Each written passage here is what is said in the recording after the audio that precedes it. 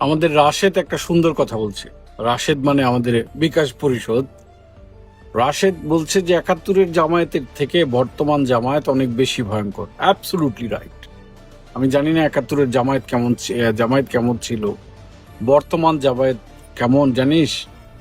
পৃথিবীর সমস্ত জায়গায় যেখানে ব্রিলিয়েন্ট সাদিক কাইম টাইপ, বুঝছ নাই? ব্রিলিয়েন্ট দেখবি, মেধাবী দেখবি, আমেরিকায় দেখ, ফ্রান্সে দেখ, জার্মানে দেখ, লন্ডনে দেখ, ইউরোপে দেখ, সৌদি আরবে দেখ, মালয়েশিয়া দেখ, সিঙ্গাপুরে দেখ, যেখানেই তুই ড্যাম স্মার্ট ছেলে দেখবি, হ্যান্ডসাম ছেলে দেখবি, এরা হবে হয় জামায়াতের সাপোর্টার, নাইলে হবে জামায়াতের সমর্থক। যদি কোনো মেয়ে দেখিস ভীষণ রকম মেধাবী, সুন্দরভাবে কথা বলছে, সৌন্দর্যতা ছড়াচ্ছে চারদিকে, কথা বলায় মাধুর্যতা ছড়াচ্ছে, ভদ্রতা ছড়াচ্ছে, কনফার্ম থাকবি যে জামায়াতের সমর্থক অথবা জামায়াত। ভেজাল আছে কোনো?